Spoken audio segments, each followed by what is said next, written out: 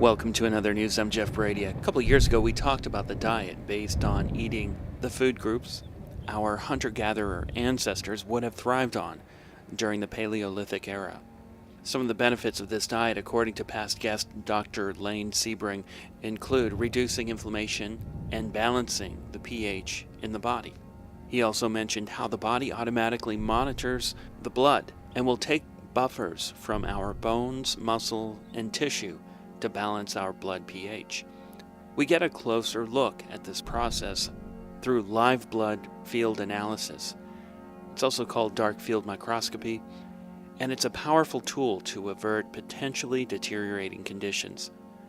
To discuss LBA and related issues such as diet, we're joined today by Maureen Fontaine. She's a certified Dark Field Microscopist, health and wellness consultant, master herbalist, spiritual intuitive, and ontological life coach. Maureen Fontaine can be considered a psychologist of the blood. We talk about the blood's observable effects in a range of common health problems. Maureen, welcome to Another News. Thank you for having me. Maureen, before we get into the live blood analysis work that you do, can you give listeners some of your background, such as working with bodybuilders, and how you got into dark field microscopy and where you practice now? Sure. Okay, so I'm located in Victoria, British Columbia. I have been doing this for quite a long time. I started off, I guess my first interest came about when I was teaching school. I was working with autistic and ADD kids, and seeing that the traditional approach to working with them just wasn't really making any changes. So I became very, very interested in how diet could affect their behavior and their cognitive ability. So that's where I started asking a lot of questions. Then over the years, like you say, I have been involved with bodybuilders. I was always a gym rat myself. I became a bodybuilding judge for the natural industry, and just on a provincial level, you can, of course, get much higher than I ever was. But I got the opportunity to work with a lot of athletes, whether they were a bodybuilder or a triathlete, etc., cyclist, all of those things. What I did was monitor their health from the perspective from the dark field microscopy perspective, which is a really unique perspective. So it reads between the lines and can find out and fine-tune what you're up to in a bit of a different way than the traditional approach. So that's kind of where it all started. One of the maladies detected during live blood field analysis is inflammation in the body. And what does that look like, and does it appear the same in everyone using the LBA? Great question. Inflammation being the cause and at the base of all that goes wrong with us inside. It can present in a number of different ways when you look at dark field microscopy or any type of live blood analysis. The number one thing that shows up is going to be something called fibrin. And fibrin it looks like, I always say it looks like hair on a salon floor. When you get your hair done, there's kind of these little shreds everywhere. So it's little fibers, essentially, that are throughout the plasma of the blood. It actually looks really pokey and scratchy. Sometimes it almost looks like a bit of spider webbing throughout. And that will be the first indicator, and that indicates that the liver is congested or really working hard to filter the blood so that it takes out all the things that might contribute to inflammation. The second thing I look for of the two primary things that show up with inflammation. The second thing is little crystals in the plasma of the blood. So there'll be a lot of things floating around in the blood when we observe it. When we see crystals that have actually landed and are stationary in the plasma of the blood, now these become a little more concerning because now they're sitting there and they're actually going to start to accumulate more such pieces. These pieces are a combination of protein, fats, salts, and sugars. And they act a little bit like if you had rocks in your shoes when you're out hiking. So they sit in there and they create agitation, and because they're acidic in nature, they will contribute to the inflammatory picture. Also, when there's a lot of that kind of debris in the background, it's also a precursor indicative aspect for things like high blood pressure, and it also represents the potential of higher sugars circulating. It's a bit complicated. The way it shows up as fibrin, why does it take on that form? Well, anything that we see in the plasma is basically an accumulation of unprocessed proteins. Unprocessed proteins have a lot to do with the way the liver functions and filters blood. Basically, seeing that fibrin in the plasma, it just tells us that that things are not filtering properly. So it's like stuff's getting through, and it's really creating some agitation. So it's a sign that the liver is stressing with the workload. That's probably the simplest way to put it. I understand. Can you define inflammation for listeners? I know you mentioned undigested protein. Is that really the basis of inflammation? Is that what it is? Everything stems from the pH balance in the blood. So blood should be at 7.365. That's the number that indicates perfect blood. Anytime we stray from that, because of food, because of emotions and all the things that we're up to in a day, that excess acid starts becoming an adjutant. So just consider that if you have something really acidic on your counter at home, if you don't wipe it off in time, it can actually start to erode the surface. It's no different in the body. Yes. So it creates sort of a swelling. I mean, I think all of us know what inflammation is as we experience it in our body. Mm-hmm. Yes. Different white blood cells, like it will trigger the immune system too, so the immune system now has to work harder as well. So different things will show up in the immune system to indicate, like kind of like the white flag, hey, we're in trouble over here, we need some help, or this is really what's going on. So there'll be a lot of indicators. The reason I asked that question is because I've heard different definitions of inflammation, and I think you mentioned in a previous interview where it was undigested protein, but you have inflammation occurring from radio frequency and microwave radiation, from wireless devices. That's not the same as an undigested protein. It's still, on some level, the tissue is being affected, and I wondered, I guess all inflammation is not the same. Well, I think that inflammation can come from an internal process or an external exposure, for example, to use radio frequency waves as an example. So in the end, whether it comes from inside the body or outside the body, we still have an inflammatory process at play. There are a lot of things to consider with respect to that. So if we can determine that it's an external exposure to a frequency, as an example, then we have to remove ourselves from that situation, as well as clean up the damage from what has happened from that. And then the third part would be to protect ourselves from any further damage by building up our own resilience within. I see those as three components. So removing yourself, doing the repair, protecting yourself from there. The reason I asked this is because of a documentary called Take Back Your Power. We've had the producer on to talk about the film. He had a doctor, I think it was a chiropractor, who had some people stand by a smart meter, and then they took a blood sample, and they saw various conditions of the red blood cells. Some of the red blood cells were bottle capping, the edges were serrated. Some of them were stacking. The blood cells were stacking up and clumping to each other. And I wondered if you saw things like that in your live blood analysis work. Oh, absolutely. So when you get there are a lot of different names for the shape of the cell that you're describing, but basically it looks like a balloon that's collapsing. And some people call that free radical damage. Some people refer to those as cloud effects in the blood, which often has to do with a higher cholesterol presentation. We can also see, for example, in pilots that have come to see me, from the radiation off their, from all the instrumentation, we will also see a lot of that free radical damage in there. So I've seen it from that perspective. Smart meters are another thing that people are really passionate about, certainly here on the West Coast, and I'm sure in many places. I have not done that test myself, but I would imagine it to have a similar effect. Mm-hmm. So anytime we're experiencing or we're exposed to radiation, for example, or frequencies that are non-harmonious with the body, it is more likely that we're going to have that type of presentation.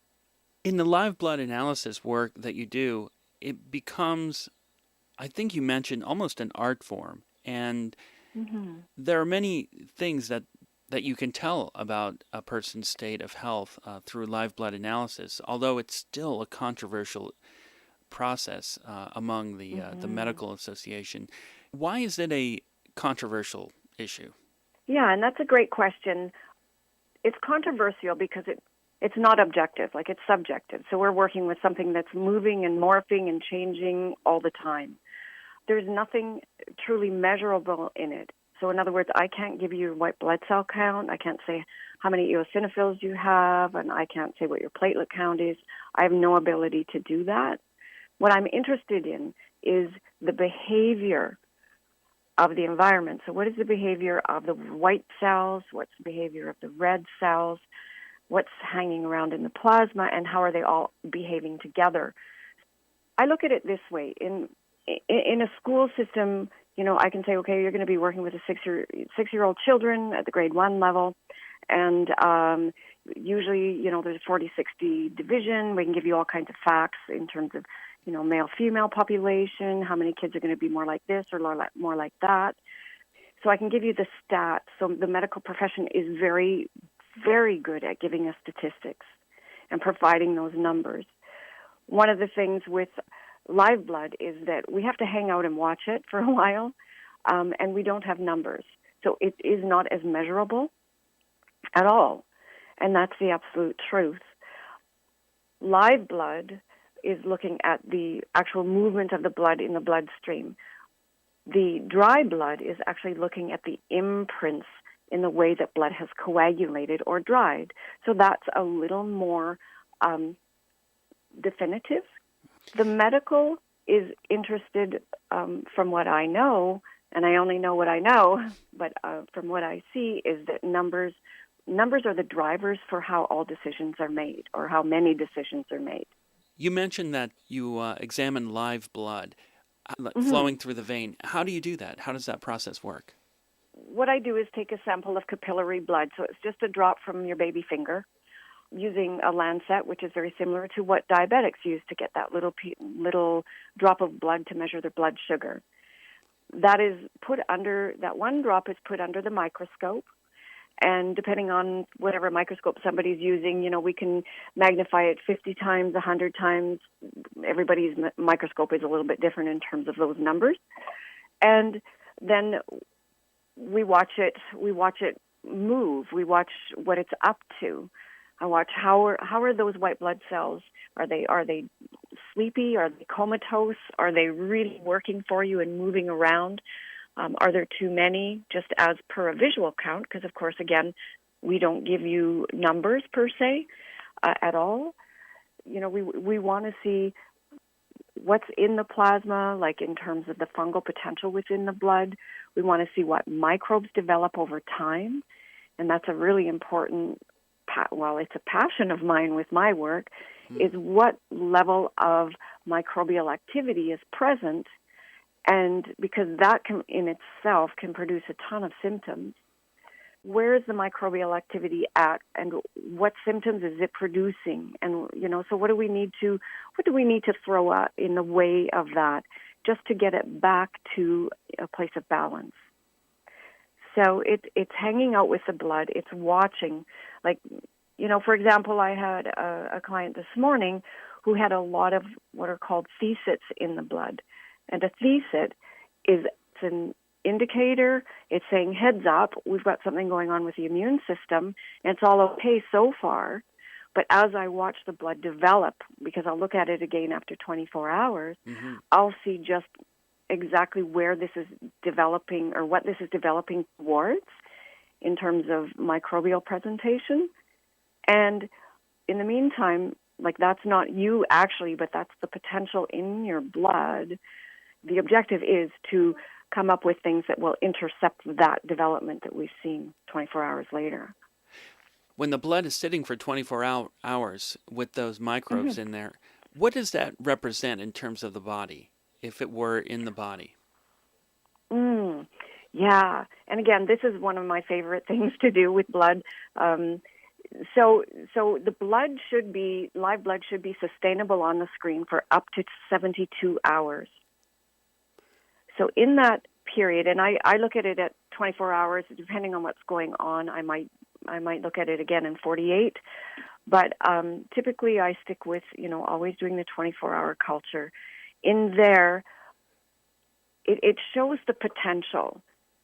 So the blood has the potential to become way worse, and also has the potential to get even better. Sometimes I see the blood totally turn itself around because it's always looking for balance. Microbes like to get away with, as much as they can, the amount of debris and acid and inflammation that you have in the plasma is going to give them more to work with. So they will proliferate at a great rate if there's a lot of garbage in the blood. When you say sustainable, blood is sustainable for up to 72 hours, do you mean before it starts to degenerate? Yeah. So in other words, it starts to deteriorate as soon as I take it out of your finger. The blood is put between two slides. So there's a glass slide and then there's a cover slip, and we, get it on there in such a way that it's not exposed to air for very long. That's really important. So there's always going to be a little bit of deterioration. Looking at blood, we want to look at it within the first 30 minutes that you're here. We can look at it longer, but we have to take it into consideration that it's actually been sitting for a bit. And by sustainable, to get back to the question, is that it will stay alive, basically, for 72 hours. We would want it to stay alive in some capacity for that period of time. If I look at your blood in 24 hours and it's dead, that's not a good sign, right? Because your life force is a bit shy. Yeah, so you can determine life force. And I wonder if there's a connection with the body's ability to be without water for a couple days. Is that a connection there? Not to my knowledge in this case, because when the blood did go on the screen, you were what you were. Mm-hmm. What common issues are coming up for clients under the live blood analysis? I see a great relationship between dental health and what ends up in the blood. So we call them ascites. They can otherwise be known as Leptotrichia buccalis. It's like a long, thin worm in the blood.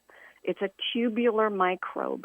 It likes to live in the foci of the teeth, and it moves from the teeth into the bloodstream through the mucosa into the bloodstream. So I've seen a number of people with really severe respiratory infections that are long-standing that have a ton of this. When we clean up the teeth, even by a simple thing like oil pulling or using structured silver water, that works really, really well. We can also use a number of other things and actually having all our dental work taken care of. But still we have to flush and normalize the zone in there. But these things can create the respiratory difficulties that people have, the sinus issues that they have. I also see a ton of fatigue. People are so tired.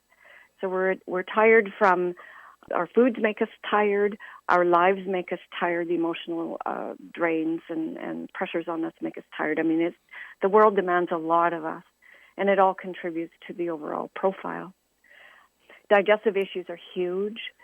I would say that 99% of the people that come in here, even when they think they're eating a great diet, for example, I can always find somewhere to tweak it that may make the difference for them.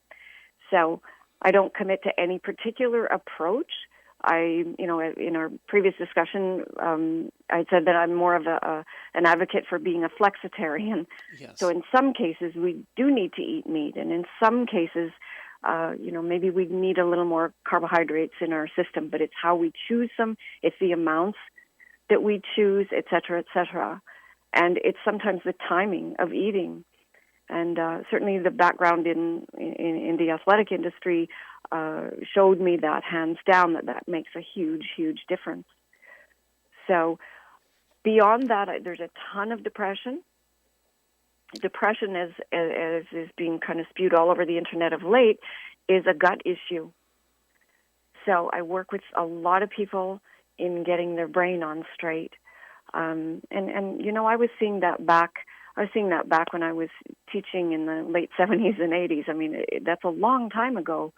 And these changes, we were noticing back then. It's more of a gut issue than it is a psychological? Absolutely. So a gut, it has a lot to do with the microbes in the intestines. Dr. Perlmutter, who's a medical doctor, he's the fellow that wrote Grain Brain. I love his book. He just is, man, he has a great way of presenting it. He has a ton of information, and the relationship between gut health and brain health and our emotional well-being and our mental state is now being very directly connected to the bowel. And, I mean, it's always been called the second brain for as long as I can remember. And what's cool is, even though it's taken a long time, scientific evidence is proving that this is absolutely, there's a lot of substance to that. So I really enjoy reading the materials on that because I think they're so indicative. It reminds me of a doctor that somebody was pointing out to me who created something called the GAPS diet. Are you familiar? Mm-hmm. Is that connected to this at all? It is. It is. I have had clients that have been on the GAPS program. Again, it's very specific in its approach. I really agree with a whole bunch of it. Some of course, we always can agree to disagree as well, because I really believe we're all doing the best we can for people. That being said, I've had clients that have been really successful with it, and others where we're still sort of fishing around for other, answers. But it has a lot of value. And again, it is doing just what we've been talking about here, is reestablishing a healthy gut. Yes, and all these other good things flow from that. All right, so you've noticed the connection with dental health and that specific microbe. You've seen the connection with depression and the gut. Are there any others that are coming up that you see that are common? Well, okay, let's talk about the whole Candida issue, right? Because people talk a lot about that and the fungal issue. And I'm really careful. My training was with Dr. Enderlein's work, and he says that we actually can't see candidiasis in the blood. So that's contrary to what a lot of people say. Dr. Enderlein has always said that we can't see it in the blood. We can actually only see it in the fluids of a cadaver. So it actually does not come out of the tissue until you're dead. Contrary to that, and I'm not here to make a claim with respect to any of that, I just watch what people say. So what I see and what other teachers of mine have pointed out is that actually what we have when we see, all that sort of bubbling and fermenting process occurring in the blood, that it is more accurate to say that rather than having fungus in the blood, we have the precursor or the perfect situation for fungal potential. So the fungal potential is there.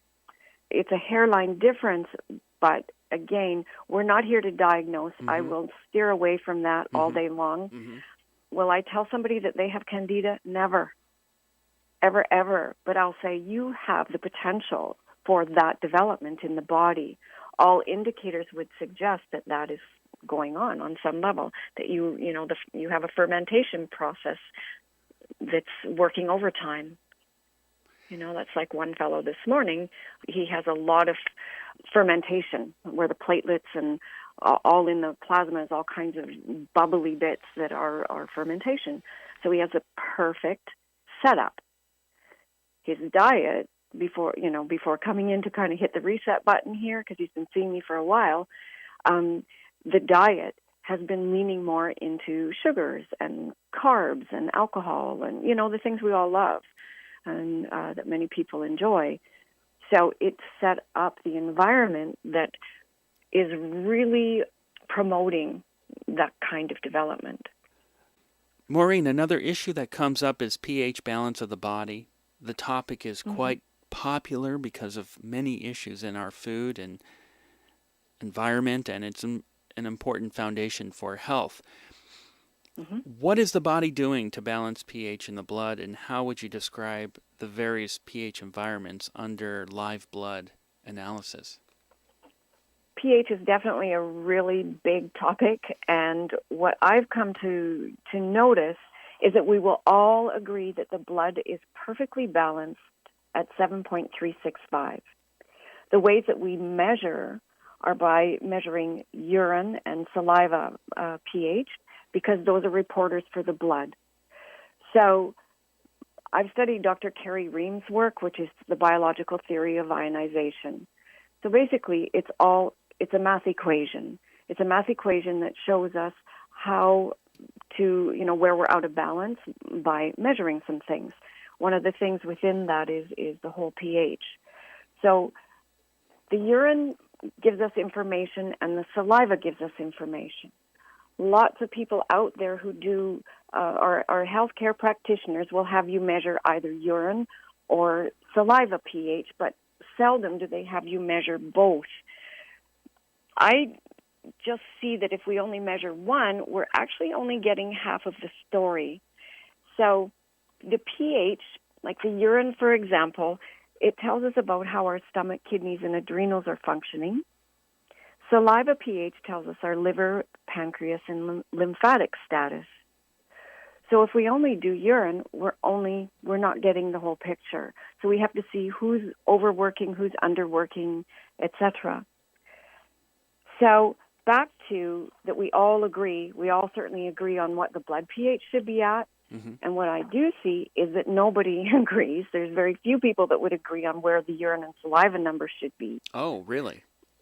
Oh, it's like highly controversial.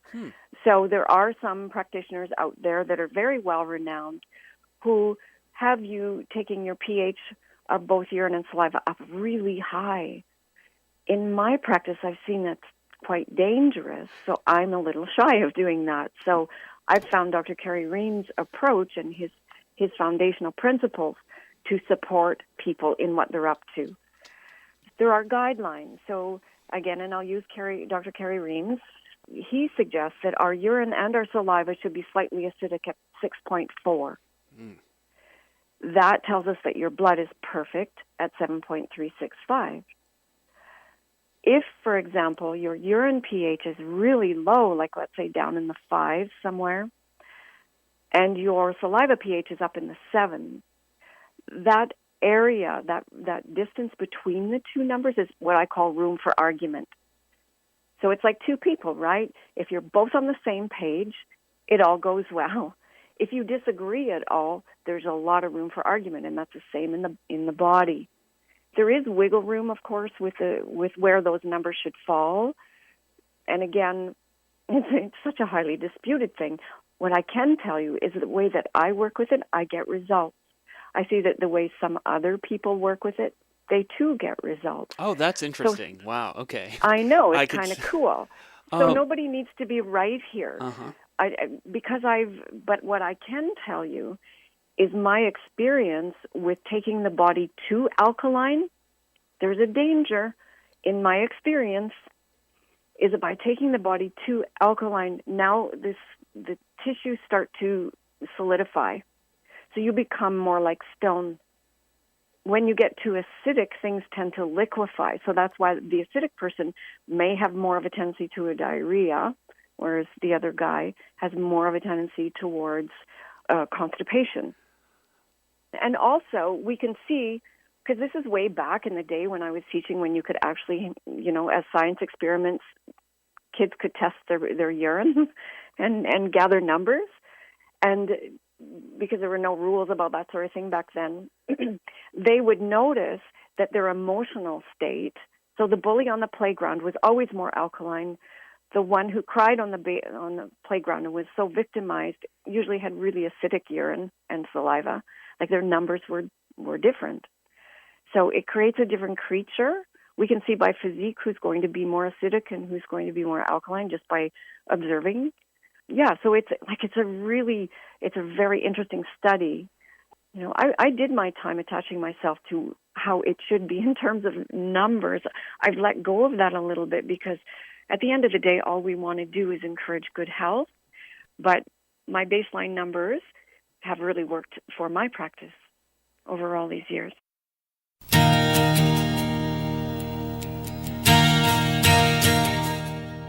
Our guest is Maureen Fontaine, a certified Darkfield Microscopist, health and wellness consultant, master herbalist, and a spiritual, intuitive, and ontological life coach.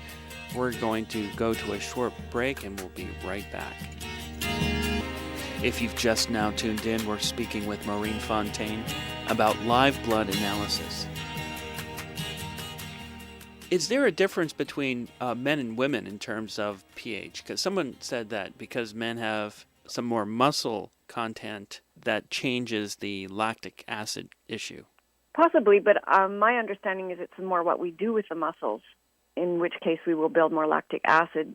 So I really don't know the answer to that. What I do know that if we don't get rid of lactic acid, and we see this in a lot of athletes, when lactic acid is not eliminated, there are studies that show that you will produce tumors more readily. So getting rid of that is pretty important. You're the first person I've heard talk about becoming too alkaline, and somebody asked me that, and I didn't have an answer. I didn't really know if that was an issue, and I thought that could resolve itself because it's water soluble or something like that. But I guess you can't. I've been particularly interested in that possibility. I had a really dear friend, again back in the 80s. She was part of a group that was like really big into getting the body as alkaline as possible, and she got up into some super high numbers, and I was like really getting scared for her because I could see there were some things going on with her. And when you get too high, you start to form, again, like I said, things tend to harden. And again, this is my experience. What happened with her was that she developed melanoma, and it was a very aggressive melanoma, and she was dead in 3 weeks. That kind of got my attention. So from there, I've been really observing, what happens. Sometimes when we get too alkaline, we get too much nitrogen in the blood, and the kidneys can't pull it off, and it starts to affect the brain. It can blow out the brain, and it can blow out the heart. Athletes, back to how this conversation or this little part started, is that in people, I had a friend who was ran marathons, and he dropped dead as he crossed the finish line. We hear about those things that happen. Yes. And his wife later said, that it was the buildup of nitrogen in his body that did that, and that can be associated with not being able to. I'm not a scientist, so I could be all wrong here, but there may be a relationship between that and the buildup also of lactic acid. So it's a curiosity. Yes, it is. It's the first I've heard of this, and Maureen, I appreciate you describing the information that you have at hand from past experiences with other people. It's very interesting to me because there's not much data on it that I've seen. Yeah, and in the blood, we can see when the blood is too alkaline, we will get what's called a protein veil. So it's hundreds and hundreds of little proteins in the blood that will create sort of a Milky Way effect in the blood. So there are indicators there. I can also see in the blood when the body is kind of thinking about coming together or forming, compressed tissue. And again, it's congruent with people that have tumors, cysts, fibroids. So I see, and again, there's probably no scientific evidence. I call what I do just observing behavior. Mm-hmm. It's like psychologist of the blood. Mm-hmm. So it's watching, and it's, I remember one lady who came to see me, I said, do you have any, because her pH was way up there, and she was trying to bring it down, and her skin was super thick, and she just had a lot of indicators that would, have me ask particular questions. Yep. Just for clarification for listeners, when you say the pH is way up there, is that way up there in alkaline? Mm-hmm. Yes. Okay. Yeah, thank you. So her pH was pushing 8, 8.3, and which is quite high, especially when both urine and saliva start getting up there. I asked her if she had any cysts, fibroids, or tumors in the past, and she says, oh, no. And then she goes, oh, yeah. And she lifted up her pant leg, and she had like it was like a 12-centimeter tumor on the side of her ankle. And, we get used to living with certain things, but it was just really interesting to see the correlation between what was showing up in the blood and the actual visual presentation of a tumor. You often hear doctors and experts discussing how to reach the alkaline, but you don't hear about how to bring the alkaline back to the stasis, to the 7 area. What are your thoughts on that? Well, you know what? Balancing pH is a little bit like catching the wind. So it's going to move all the time. I like to make it simple for people. Otherwise, it can be a little bit consuming and crazy-making for them. So I work with the first morning urine sample. First morning urine sample is a reporting system for how your buffering minerals are working. So sodium, potassium, calcium, and magnesium. What I do to help people balance is I use what's called a base powder. And a base powder is basically another really good, inexpensive thing to use is baking soda. People can use that too. And it's knowing how to use it in order to accomplish what you are there to accomplish. Mm-hmm. So I have everybody come in and do a 10-day trial of measuring the urine and the saliva, and I also have them do their body temperature so we can see what the thyroid's doing in relationship to a whole bunch of things. And monitor for 10 days, and at that point, then we make the decision to how to work with it, to move it one way or the other. So it's a simple process. The body finds its own balance. If we need to bring somebody down who's too alkaline, then there are ways to do that using specific calciums, for example. But I work really simply. I believe simple is better, and just having, a few powerhouse items. And also knowing when to refer out. I refer out all the time. It's like, this is where my expertise needs their expertise in order to get you the results you want. That's really important. Is there a correlation with those with an alkaline environment and maybe that aggressive behavior as you described in children? Mm-hmm. The aggressive behavior can come also because of being too acidic, that's for sure. But there will be other indicators that are coupled with that. So it's not as cut and dry as just acid or alkaline, the alkaline producing the more aggressive person. There will be other indicators as well. So that was a generalized experience or reflection upon an experience. Mm-hmm. When sugars are really high, when the blood isn't clearing, so the organs of elimination aren't clearing properly, the body can, become so congested that it can hang out in kind of that super alkaline area or place. And we have to, again, just bring down and create the balance. Because if it's too alkaline, it's getting too solid and congested, and, being too acidic can also, produce those same results. So we have to meet at flow in the middle, where things are freely floating. Now, on your website, you have links to various blood types and foods that are suggested for a specific blood type. How is that determined?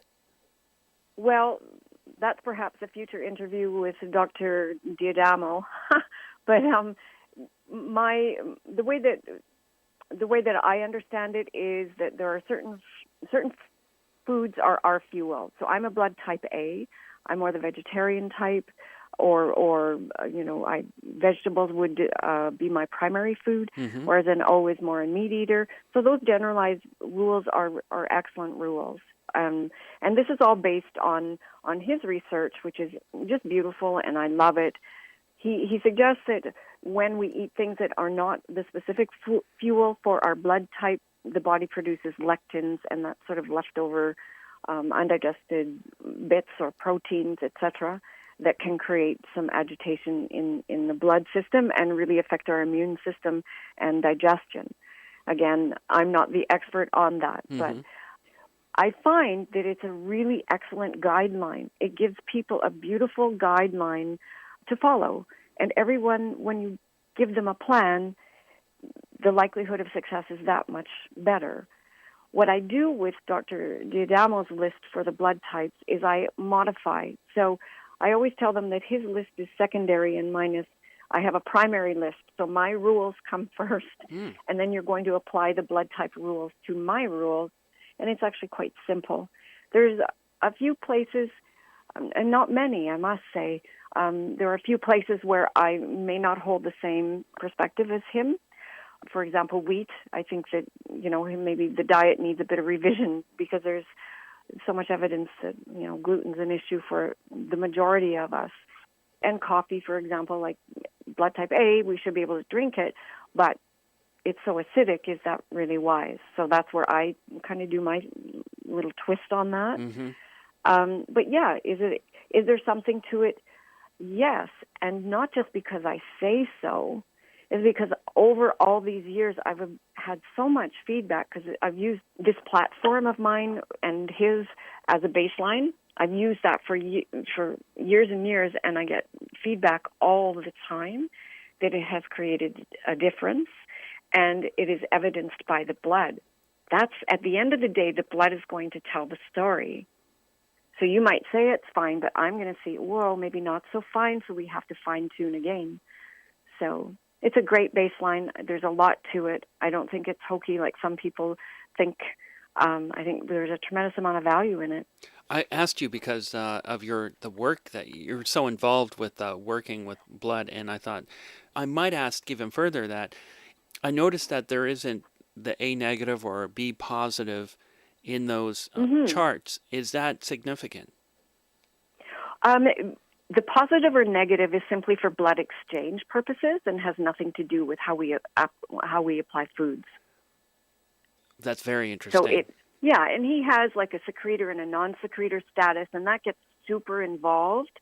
I don't go there because you have to buy expensive kits to really know. And once my motto has always been to keep it as simple as possible. The way that I work with blood is already complex enough. I need to translate that and distill that down so that the client can understand. And not saying they're not smart, they're super smart, but just so that they can absorb, and they're going to be more successful with simplification. I'm not here to give them a degree in any one of those subjects. I'm here to just help them see the plan, ABC 1, 2, 3, towards the goal that you have intended for yourself, towards optimizing your health. We can get super distracted with, basically teaching a mini blood course, but that's not the job. You have a link to an article on your website, Biologic Ionization Principles and Frequency Within the Body. He uses the grapes as an example in that grapes possess a unique frequency upon which they live and grow, and each atom has its own frequency, which is the oscillatory rate of anions and cations in the structure. Frequency describes the resistance, electrical flow, and magnetism within the atom. Does that apply to humans? Oh my goodness, yes. Absolutely. In his book, which is very complex, I mean, his, the teaching manual or his Principles and Techniques book, it becomes really complex. But every organ has a frequency. There are certain spins in foods and in just in everything. Emotions have a certain frequency level. Nothing is separate. It's an interesting, and like I said, it's so complex. I've studied this for a long time, and I still don't totally get all of it. But there are many energy principles that can be applied to foods and to anything living. In your live blood field analysis work, do you see issues with sleeping problems in your clients? Absolutely. insomnia is a big deal. It sort of runs in waves. Like there'll be a time when insomnia is a really big deal for a lot of people, and then it sort of doesn't show up for a while. That is one place where there are those electromagnetic frequency things that are going on a planetary level. Where I notice patterns, absolutely. We have a lot of, West Coast. There's a whole bunch of stuff going on out here in terms of even the U.S. testing their fighter planes, off some of the little islands here, which is really affecting people. It's affecting how they sleep. It's affecting their feeling of safety just in their bodies, even if they don't know they're testing the planes over there. And again, it may be the planes or it may be other things, but it's really interesting the timing of things. Could you go into detail on that? Because I'm interested in it. I was visiting Victoria, and I remember being out on the coastline and seeing these Navy ships out there, and then hearing very deep rumbling out in the horizon. You could see Navy ships out there, but you couldn't really determine where the noise was coming from, but it was everywhere. I'm not sure what's going on. It sounded like a jet landing on an aircraft carrier, but you really couldn't see anything. But the noise was amazingly loud. Is some of the sleep deprivation issues and patterning surrounding that issue specifically? Certainly could be. It's definitely possible. There's a lot going on there. Sonar and radar and all that stuff that they use with ships is a big deal. We notice, we live right down by where the cruise ships come in James Bay, and it's beautiful, and I absolutely love the neighborhood. But there's a lot of, we can feel that shift in the frequency when the ships are in. Like it's like you don't need to hear them, you don't need to see them, but you can feel them. Back to, what people mention when they come in here is, wow, I couldn't sleep last night. So whether it's to do with the ships or the planes or where the moon is sitting, people are, they're noticing sleep disruption. They're noticing a change in moods. They're noticing there's an interesting shift in their trust in being safe. So whoa, this floor isn't going to hold up under me. There's a lot of that during those times. It's like a mistrust somewhere because they're feeling out of sorts within probably their own electrical system. And again, this is all just theory, right? Like I have nothing to substantiate this, but I consistently observe it. So for me, it's most fascinating. Are you able to determine the sleep problems through the blood analysis and not when your client will explain it to you? And is that how you're able to see the patterns? Mostly the patterns I notice the patterns that come up in discussion. So there's people talking about the same things at the same time. So there'll be a cycle of that. Are there things that show up in the blood when somebody is when there's a lot of insomnia? They're going to have more debris in the blood, and that's when I share with him sort of the body clock. So certain organs will operate at different times. For example, the liver, when it's really working hard, is between 1 and 3. So if you wake up between 1 and 3, we know that coincides with what we're seeing in blood, which is that liver stress, as an example. So just helping people. I want you to really get to know yourself. I want you to be really committed to this relationship you have with your biology. So understand it. Understand. Are you falling asleep at all and then waking up, or are you not able to fall asleep? All of these things mean something. And they just help us to formulate a plan of action for you. If you're waking up, then maybe we have to, we have to really pay attention to the acid and work with those base powders and those neutralizing powders before bed. One of the biggest things is people just want to be heard. They want you to take them seriously because they've been to 5 other or 15 other people and they haven't been taken seriously. If they have been taken seriously, they haven't got anywhere with the program.